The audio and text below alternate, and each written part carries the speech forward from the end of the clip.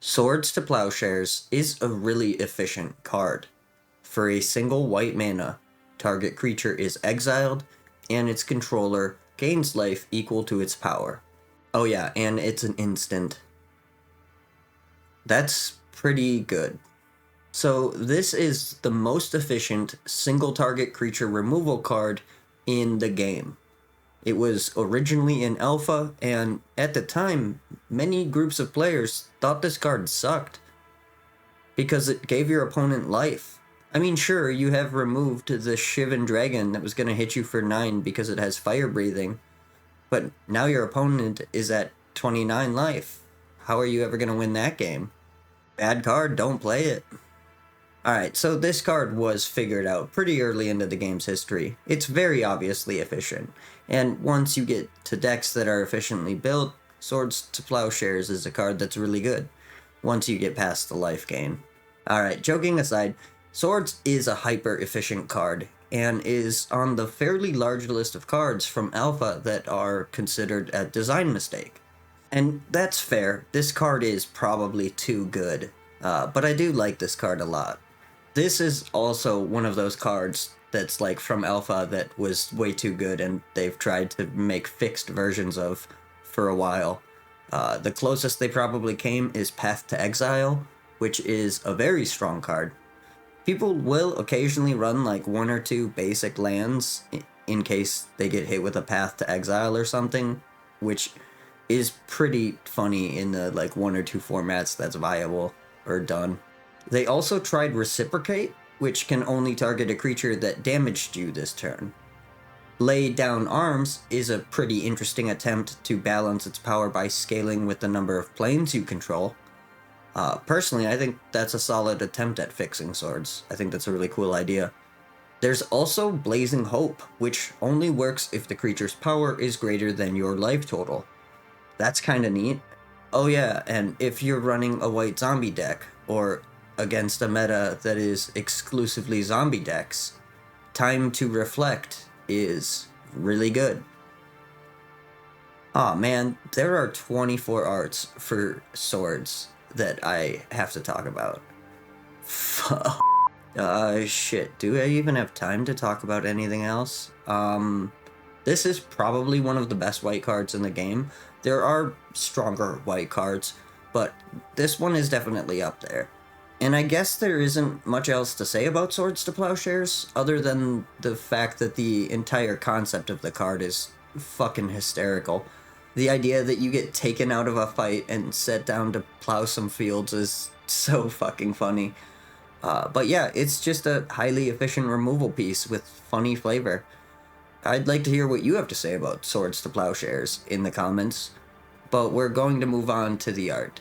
I can't promise I'll have that much to say about all 24 of them. The original art is by Jeff A. Menges, and it's a classic. I like this art a lot, and it's my personal favorite art for the card. Big fucking shock there. I really like Jeff's style, and I think this card showcases his style the best. That's obviously an opinion and not a fact, but it is how I feel about it. I do like this art, but I don't have much time to gush about it, so let's move on to Ice Age. Many of the commons and uncommons from Alpha got reprinted into Ice Age with new art. Swords to Plowshares is one of those cards. This art was illustrated by Kaya Folio, who is one of my favorite artists, and this one is a miss for me, personally. I don't think it's necessarily a bad piece of art, but it doesn't exude the joy of life that most of her art has, and I personally kinda miss that. It's not a bad version, and it's a fairly unique art, only showing up a couple of times, but it isn't my favorite piece. Next we have this art for Swords to Plowshare, an art I'm sure you've seen as this one gets used a lot. This was illustrated by Therese Nielsen, and it's not my favorite. It's definitely well done, and I guess it fits the story, but there isn't a single piece of farm equipment in this art, which is a shame, if you ask me. It's well done, it's just not that interesting to me, personally. This art came out next, originally as a Judge gift promo, and this one is illustrated by Sam Wolf Conley. I like this art, and I appreciate the farming tool being present. 10 out of 10, no notes. Great art. This art was done by Dimitri Burmake, and it's pretty funny. It's a reference to Teresi's work, but with Yargle on it. That's very funny. Very funny stuff. It's well illustrated, but we still have a lot of these to get through. Next up is this Strixhaven Mystical Archive art, illustrated by Mark Teeden. Hell yeah, always love to see Mark Teeden's work pop up. This one isn't bad, but it is a bit abstract for my tastes. I like it, but it's far from my favorite Swords to Plowshare art. Also from Strixhaven Mystical Archive is this Japanese exclusive, illustrated by Nagano. This is super awesome. This art feels very classic history. It isn't really a style you see often on Magic cards, but it feels like it would have been right at home with the other classic art styles. I really like this piece. The sky is lovely, and the low saturation works well with the style and theme of the card. It's super cool stuff. This art was done by Jesper Elzen, and it's pretty well done. I'm not really sure what the story is here, but it's fine. It's just a bit confusing to me. I do like the clouds, though. I think it's a fun concept. Aw man, we're 1/3 way through the art. We still have fucking 16 of these. This one was illustrated by MSCHF. I don't know how I'm supposed to approach that, but this is kinda cool. I don't like this because this isn't what a Magic card looks like, but if I played a card game and all the cards had this style, I think that would be like super fucking cool. Yeah, let's move on. This was illustrated by Ryo Kame, and it's pretty sweet. It isn't what I'd call the type of art I like to see on Magic cards, but it's well done and I could see this art being popular. Yeah, it's well done, it's just not my jam. This next one was done by Diego Gisbert, and I'm not deep enough into Warhammer to know how accurate or cool this is, but it looks pretty cool to me. It's from the Warhammer set, so Magic aesthetics kinda go out the window, so I don't really have any criticisms on this one. It's doing what it's trying to do, at least from my limited experience. Yeah, it's fine. Tales of Middle-earth Commander, Swords to Plowshare, art by Christina Kraus. Super cool art that looks pretty token to me. No complaints about this one, but nothing else to say either. Doctor Who, by Axel Sorwald. It's well illustrated, but I have no idea what exactly this is trying to reference. This doesn't feel like a Magic card to me, but the art is well executed.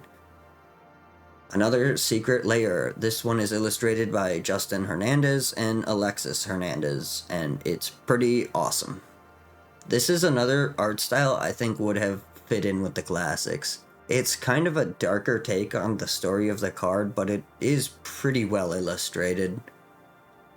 And here is a picture of a few Mr. Handy robots, which, as I'm sure we all know, were developed by General Atomics with collaboration by Robco.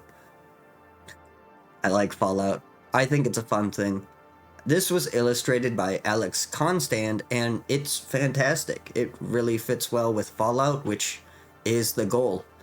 I don't think I would use this art unless I was doing Fallout-themed stuff, but it goes hard in a Fallout-themed experience. Then we have this Secret Layer, and it was illustrated by Phoebe Wall. I really like this version. I think this art style would have banged hard as fuck if cards looked like this back in the day. I bet this goes hard as fuck in an old border. Yeah. I really like this one. It's really cool, but I don't have much time to glaze these. Fuck, we still have 8 more to go. 2/3 done. This Secret Layer was illustrated by Hakel Mueller, and I don't really know what to make of this. The art is hilarious, but I don't have any context for what's going on here. Let's move on. Bloomborough Commander gave us this art by Liga Schmilik. I don't even know how to approach that. This art is really cool. The Bloomborough aesthetic isn't really my thing, but I can appreciate it for being interesting and fun. This is a cool art, if you're into that. It's really well executed, and it's a cool idea. And this is something called Special Guests. I don't know what that is, and I didn't want to research 24 different side products just to describe the context of each Swords to Plowshares art. Anyway, this was illustrated by Izzy, and it has that Bloomborough vibe to it, so I would guess it has something to do with Bloomborough. I really like this one. It feels like it's a reference to the classic art, but with a mouse instead. That's very funny. That's very funny stuff. This version by Piotr Dura was released in Aether Drift Commander, and it's fine. I don't really have any issues with the card, and the art is well executed. It's just not my favorite. Anyway, Final Fantasy Commander gave us this hit by Li Vong. It's kind of cool. It almost hits that classic vibe, and it fits the story. I like this piece. I don't know anything about Final Fantasy, though. This version had something to do with Magic Fest, and it was illustrated by Kodei Okamoto. I have no opinion on this piece at all. It's well illustrated, I guess, but I don't know what's going on or who this is or why I should care, so I don't care. Anyway, Edge of Eternity's commander needed new Swords to Plowshare art because of course it did, so Nadia Huranova, I don't fucking know, illustrated this. It's pretty sick, honestly. Like, this is really good art. I shouldn't be throwing shade at this art just because it's the 23rd Swords to Plowshare art I had to look at today. It's pretty cool, I guess. Dwight Schrute. The Office. Secret Lair. This was illustrated by Lei Sitawan, and it's pretty fucking funny. If you're an Office fan, you might like this. It's not Magic the Gathering, but it is pretty fucking funny. Yeah, I don't know. They reprint this card a lot, which is not a bad thing. It means you can get copies of it pretty cheap, despite it being a strong card. I would love to hear what you think of Swords to Plowshares, and if you managed to watch through every art, I'm kind of impressed. Hopefully this was at least marginally entertaining. Yeah, that's all I have for you though. As always, you can like the video if you liked it. You can subscribe if you give a shit, but either way, I hope you have a magical day. Thanks for watching.